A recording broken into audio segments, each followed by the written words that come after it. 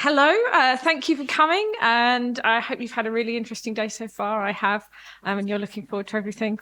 So welcome to our talk, which is taking the blame out of our data transformation at Springer Nature.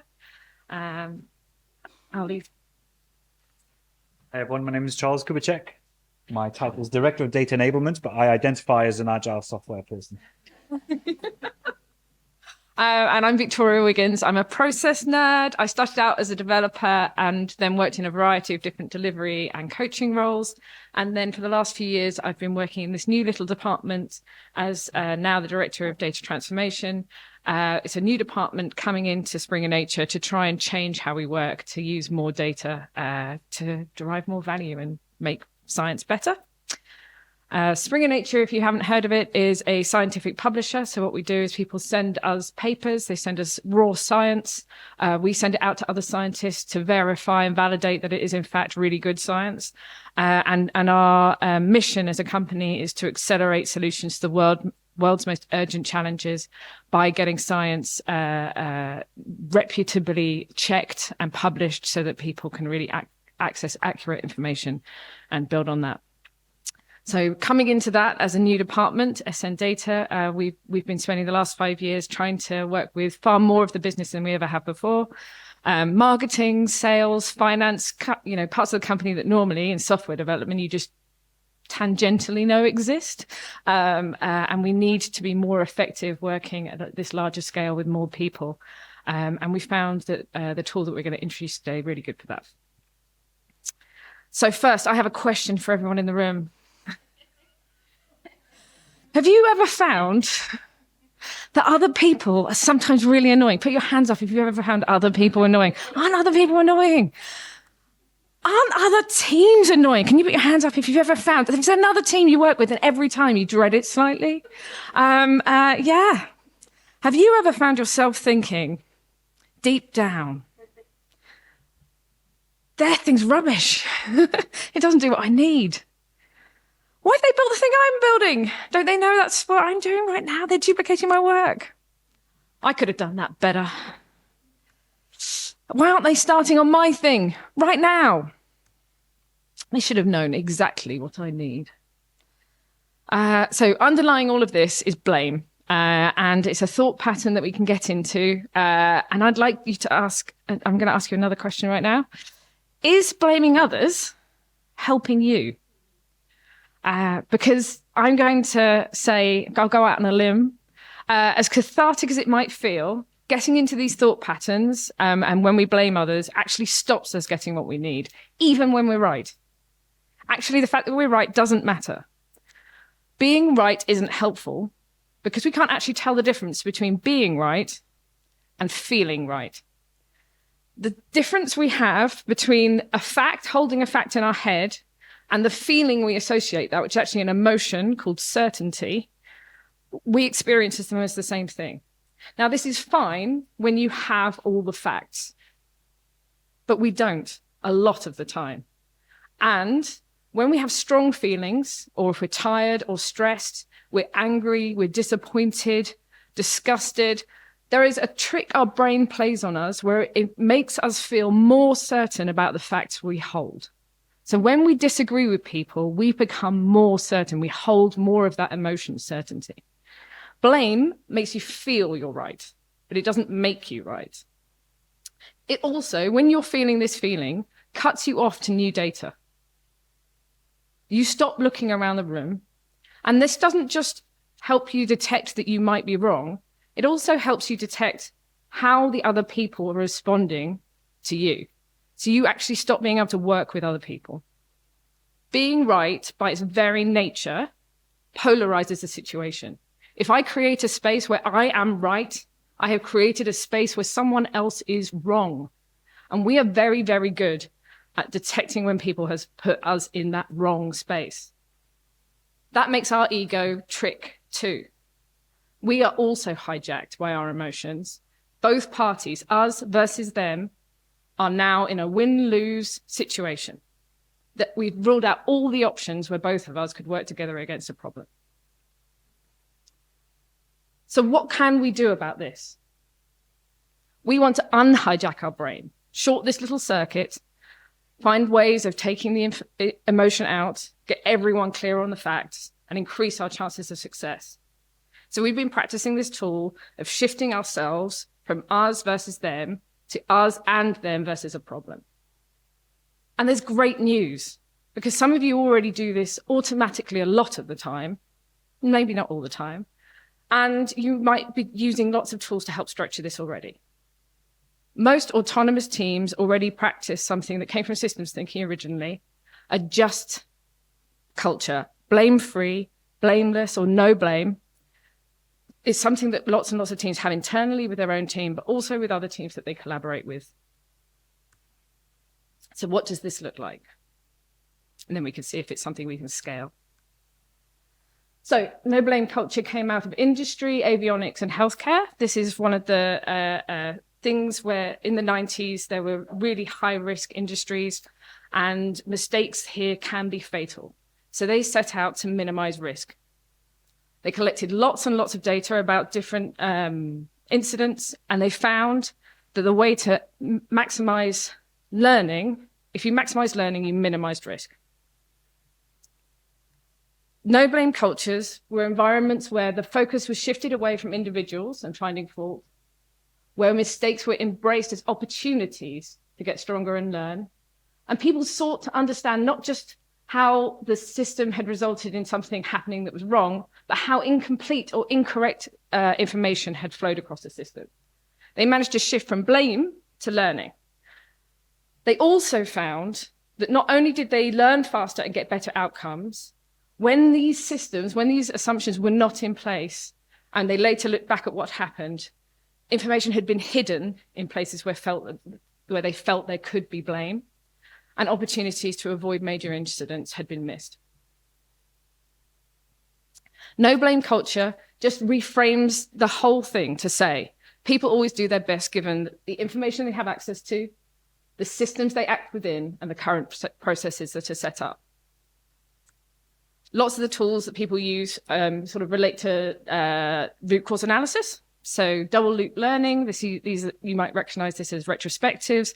It's where we look not just at what we've been doing, but how we've done it, our systems and processes. Blameless postmortems, which many teams or departments use when teams have had an incident to look back and learn from those incidents. 5 whys, which help us move beyond obvious insights and into like getting the real reasons behind things, and using things like Ishikawa or the fishbone analysis, which help us look backwards at cause and effect. So we've got loads of tools and we're trying our best. So what's going wrong? Unfortunately, there are some teams with whom we have an empathy gap. If you don't work with people very often, you may find that you're struggling to uphold your principles and your values at this bigger scale. So when you start working at scale, you're more likely to trip yourself up and start blaming people. If you work with teams who maybe are geographically distant, so that is people who work remotely, or teams who you've just never met, they're far away from you physically. Teams that are organisationally distant, so they maybe have different reporting lines, they are rewarded in different ways, they're paid in different ways, so they may have conflicts of interest. Or waterfall teams, say if you're culturally different, so you might have like an agile team and they don't get on very well with a team who have to do a lot of structured planning. Or maybe a team who just come from a completely different type of thing. So if you are in technology, like sales and marketing teams are a really different culture. And so having a tool to manually bridge this empathy gap really helps. This tool that we've been using is called the 3 Frenemies. It was created by Catherine Kirk as part of a larger framework called SAIL. She's a coach who works to find practical tools that teams use every day. And we've been using this as part of our data transformation for the last 5 years. And Charles is going to tell you a few stories about that in a bit. We found it really helpful in not only spotting when we are blaming someone and when it's happening, or looking back and seeing what's happened, but we're starting to use it to actually predict when these things are happening and get ahead, put feedback loops and things in place so that we can actually avoid, blame ahead of time. So why are these called the frenemies? Most of the time, These are our friends. We are paid to make judgments. Is this good or bad? We're paid to make assumptions. People can do this, they can't do this. And we're paid to have expectations. This has to happen or shouldn't happen. And we actually couldn't work in a complex or changing environment without these three friends. What we found, though, was how we were making these judgments and assuming and expecting when we were doing our transformation was sometimes making things worse. Because sometimes our judgments, assumptions, and expectations weren't accurate. When we got stressed, when we were tired, when emotions had hijacked us, we found that we hadn't shorted the circuit when we'd created this us versus you type thing.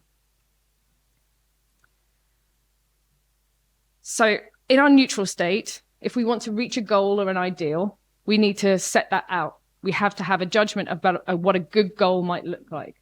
This is what I think should be happening. When we're stressed, we have to watch out for that tipping into blame. If you find yourself thinking, that thing's rubbish, it doesn't do what I need, I could have done that better, then you need to zoom right out and get perspective. You need to find tools that will help you answer some questions like, how can I find out what I've missed? How can I help others find out what they've missed? And is there anything we're all missing?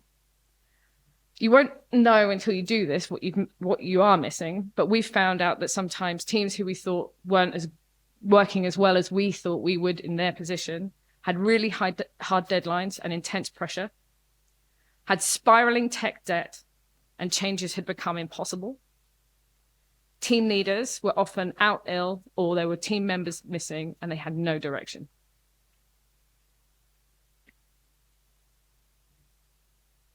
The next one is assumptions. In a neutral state, these help us work with incomplete information, which we often have to just get on and do. But if we're stressed, or again, our negative emotions are pushing us too far, and we start saying things like, why have they built the thing that I was going to build? It should have been obvious to them. Then we might find that feedback loops are missing. Rather than thinking, this is what I've happened so far, and this is what I think is happening right now, we need to zoom out and get curious. What might I have missed that's happened already? What context isn't obvious right now? And putting in those feedback loops can help us learn these things. The last of the frenemies is expectation. In a neutral state, this is what I think is going to happen or should happen. It helps us create focus and prioritize. But if risks are really high, if things change, or if we're not aligned with others, we narrow our view and rule out lots of options too fast. If you ever find yourself wondering, why don't they know what I need? Or, they might be thinking, why don't you know what they need? You need to find some way of meeting people where they are so you can diffuse yourself and others and create a space where you can both work together to create options. So we then ask ourselves how we can reduce tension. This might mean looking at things and saying, how do I see the full range of options and choices? Icebreakers, team lunches, going out for drinks afterwards. These are all good ways that we use regularly to sort of bring down that tension and help people to start working together and see options. And Charles is going to tell us a bit more about how that works. Thank you. Okay, so I've got two case studies for you to demonstrate these ideas. First one is when we worked in SN Digital and we worked with an enterprise department. So this is the department running the systems for sales, marketing, ERP, that sort of thing. So to begin with, the enterprise department brought in this amazing new tool. This is part one of this. And it was a customer's communication platform, did all sorts of stuff, automation, low code, all the bells and whistles. And in digital, we were building a new email-based product, a lot of high pressure, a lot of people watching it. So to begin with, we said, right, we need to get our users to sign up. So on our existing front-end applications, we said, we'll have this part which can collect the user's email. You spoke to the enterprise department and said, is there a API we can call to register an email? And they said, yeah, sure, we'll set it up for you. So they set it up and we called it, and it had a 15-second response time. Every single call from the front end, this thing, 15 seconds. In today's attention span, that's about 10 years, I would say. So, this was a bit of a surprise to me. I had assumed working in like like digital departments, that sort of thing, that we would be aiming for sub-second response times, like fast. That's what I had built my career on. That was my assumption, which had just assumed, yeah, it's hard to say. It was like subconscious assumption, which had driven me forward for years, really. And I expected all teams in the organization would just have that goal. And judgment is a bit tricky. No one likes to be judged. I don't like to think I judge people, but just by the conversations I was having, I can imagine, in my tone of voice, I was judging them on this. Yeah, because this is not what I expected. So we said, fine, we can send that message, but we can say to the user, it's registered. We can lie, or we can just say their request is being processed. But the conversations were so strange because from my perspective, it was like, you can't have a response time that long. But they're saying to me, what are you complaining about? It's fine. You asked for something. We gave it to you. Why being so fussy? So something is clearly different in this case. So after that, we connect up the service, and then the service goes down for quite a few hours. And so we get in touch with them and say, hey, what's going on? And they say, oh, did you not get our message? We're having planned downtime. So this is not a phrase I had come across before. Normally we plan not to have downtime. So wasn't sure what to make of it. I assumed all teams would be working to try and minimize downtime as much as possible. And again, I expected all teams would have that goal. And of course, by my tone of voice, I expect what I was saying at the time, I was judging them on this. So at this point, these assumptions, expectations I was having that had worked out well for me, in this case, were now working against me. They turned from my friend into my enemy. So we're like, okay, fine. We have to do something else. We have to find out if the user's registered before we show the sign-up page. You ask them to do that? No, it's just not supported. So this was, for all those bells and whistles they have, it didn't have the things that we needed. And people weren't happy at this, as you can imagine. We did assume this feature would exist, and it didn't. We assumed they got like a product which did the basics. And yes, of course, they were being judged again. So to cut a long story short, what ended up happening is the digital folks ended up buying in their own tool, which did the stuff they needed. And we agreed with the enterprise people that we would synchronize data. But yeah, this was quite a trying process. How did it end then? So on one side, a lot of judgment and blame, and people just wanted it to be over. On the other side, more judgment and blame, and I just don't want to work with these people again. So not a nice situation. For me, though, I played the role of a solution architect in this situation, so I can't run away from this. It's my job to try and figure out how we can work with the other department, because we probably need to build more products in the future with their data and with their systems. Now, in this case, when things are really bad, I think this is where the real learning starts, because you've really experienced it firsthand on a delivery, what the challenges are, and it's where we can start to figure out how we can improve things. So what do we need to do next? Well, we've got to figure out how to improve things for the next time. And to do that, we can ask those questions Victoria just mentioned. How can I get more perspective on what the team is thinking, what they're doing? I need to reduce tension to have those conversations, and then we can get curious about some alternatives. So getting perspective, I found some of these things helpful. So talk to other people in the organization who'd worked with that department to get some more experience of what they had been doing. Yeah, going to speak to the people I'd work with, but yeah, outside of the work environment, I think is really important here. To speak outside of the high tension of a high pressure delivery is quite important to have a good conversation. And also finding out what their non-functional requirements were was quite illuminating. So why are the requests taking so long, and the downtime? And this all took time, but it was quite interesting what I learned from it. Because when I found out why were their APIs taking so long, it was mostly because this department is building these back office tools that don't really need to be fast. There's not like customers on the other end. It's just other employees using it. So it didn't need to be really fast. Same with downtime. Where if the system went down, it meant a few dozen people couldn't do anything for a little while. So what would they do? They'd go up, have a cup of tea, have a chat, have a walk. The users of the systems that they normally build probably welcome downtime, so it was a bit of a treat. And in terms of the missing features, yeah, this like direct front end integration just wasn't anticipated at all. It was probably an assumption that we had made. But reflecting on that, I found that in digital, where a lot of software engineers, we build things, in their world, they have off the shelf tools and do some sort of scripting here and there. So whereas we're assuming they can maybe build some things, they can't build anything at all. They can just operate systems, switch things on and off.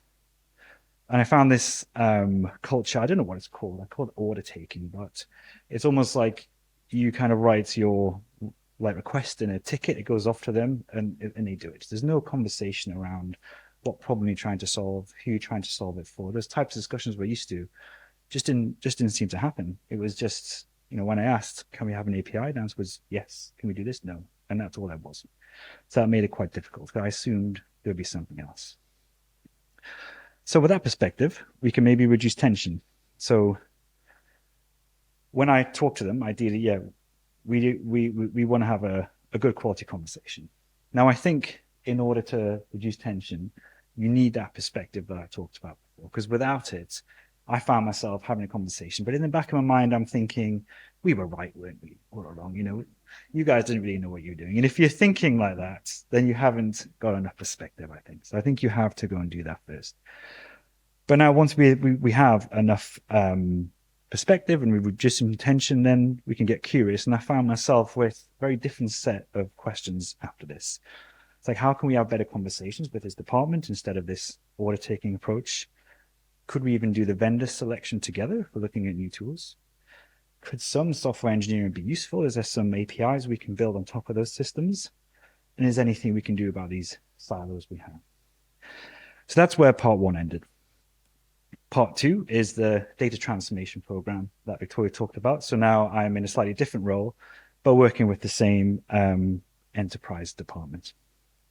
So in our data transformation, we have problems across the organization with people being able to access data from various systems, using data and sharing it. So we find that teams, when they come to, teams are hoarding data, they're not sharing it. They're saying, it's ours, you can't have it. If they are sharing it, it's like a dump from a database with just these random like letters and numbers that no one can make any sense of. And if they can't make sense of it, then the data is of poor quality. And so it's like a bit of a nightmare. So this is a problem we have to solve. But this time we have more perspective on working with the enterprise team because their systems contain a lot of very valuable data to us. So in looking at potential solutions for this, we came across the concept of data as a product from the data mesh idea. So this seemed to suit our setup quite well because with data as a product, instead of this throw it over the wall approach, you're now deliberately sharing your data into a serverless cloud platform. And the data is designed to be like shared as a curated data set. So there's been some thought put into what the consumers want. Those crazy numbers and letters are changed into business language people can understand. And the product idea is, sort of trying to understand what your customers want to do with your data and then designing the views of the data so it meets their needs. So that seemed to work quite well for us. And it also solved for the challenges we saw with the enterprise data team. So this connection from the source system to the data product is a data pipeline. It's mostly SQL, which was a language that the enterprise were familiar with. And that is called like data engineering. And that's probably the bit of software engineering which they could benefit from. The serverless cloud platform is always up 24/7, or they try to be. So it sort of fixes that problem a bit. And this kind of like product idea hopefully replaces the order taking approach that we talked about as well. So in our approach now, we have like new technology principles, data as a product, cloud data platform, data engineering. And with it come a new set of assumptions, expectations as well. So we'll assume now that teams will share data when they're needed, and that's something that we're going to hold teams account on. We'll expect teams to go out and find out what customers want from their data. And then are we going to judge people? Well, I still feel a bit awkward saying I'm going to be the judge, right? But ultimately, this is probably going to be me ultimately. But at least now, if I'm judging, I do know I need to get perspective as well. So one of the challenges with this is that it took quite a long time to go through this process. And is there a better way that we can do this? And the answer is yes, there is. We can use quite an old agile technique, which is pairing, pair programming as it's known. But in this case, it's pair programming between people from across the departments, and ideally pairing between disciplines as well. So having BAs from one department maybe pair with a PM from some other department. This is an amazing way to get perspective, reduce tension, and get curious. Because just by sitting together, working on a problem, these questions, which were quite difficult to ask before when there was high tension, are just a natural part of it. They just happen as you're doing the work. So, yeah, like, how do we know when we're done? A quite standard question that leads to a huge amount of understanding and insight shared between the people involved.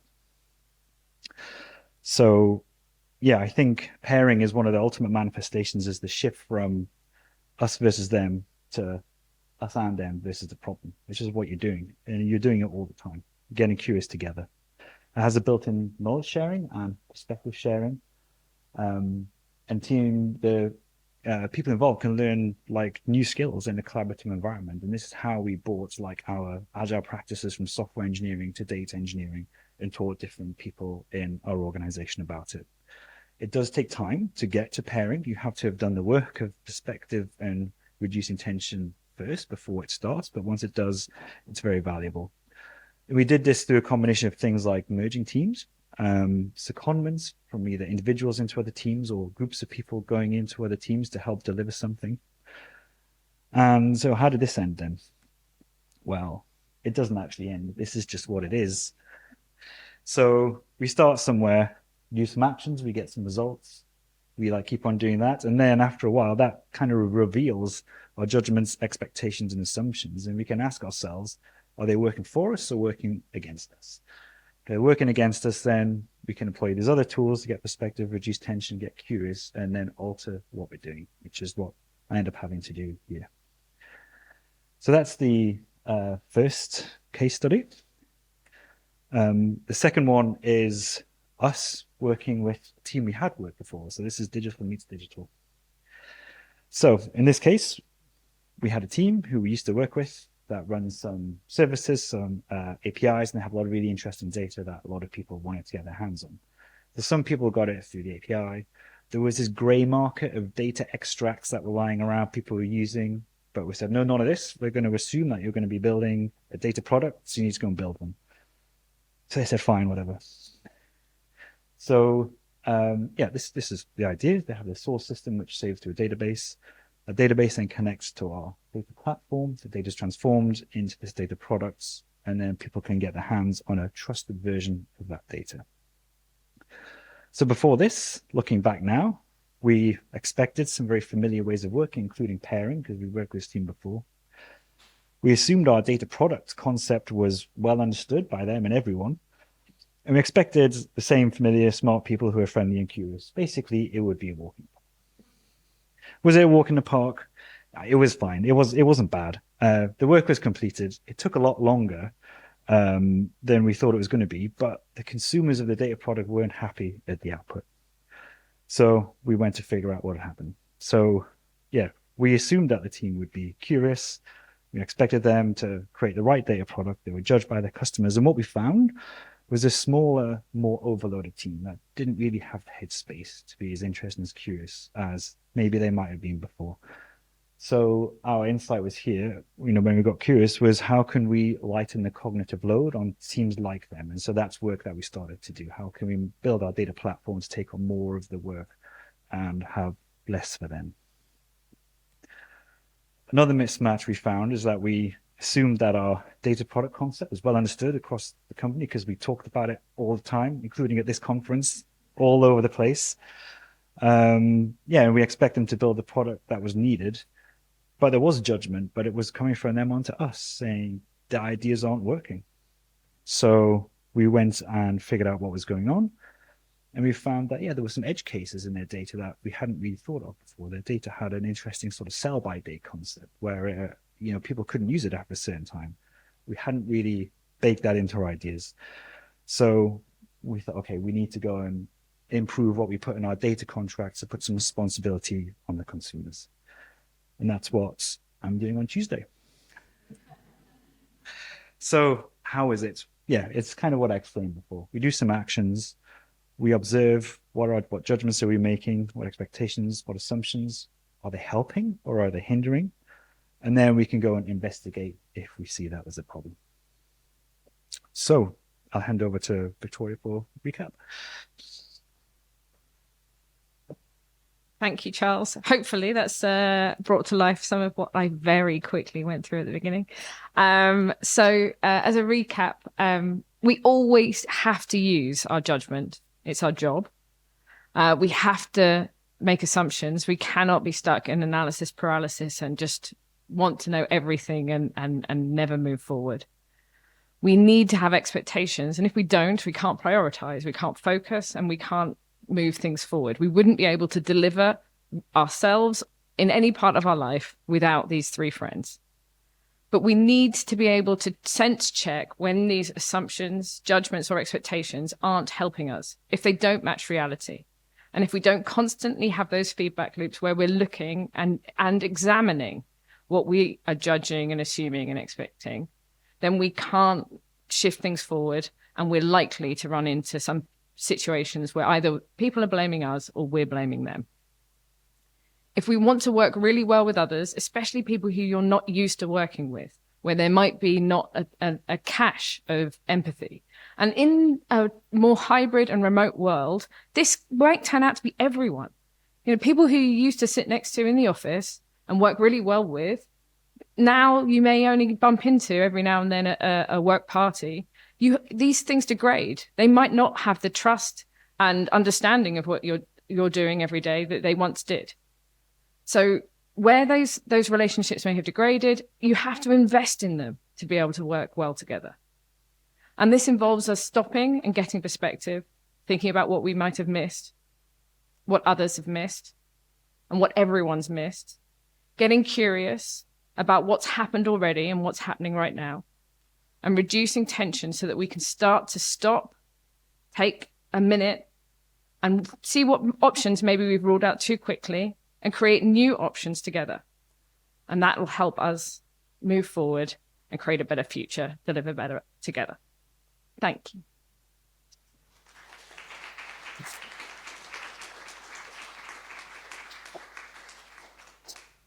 If you're really nerdy, well, first of all, please give us feedback because we would really appreciate it. But if you're really nerdy, there are some papers because we do science. So the emotion of certainty and how it's destroying our democracy is a fantastic paper, really, really interesting. And then some people did some science that actually proved some of the things I've spoken about today.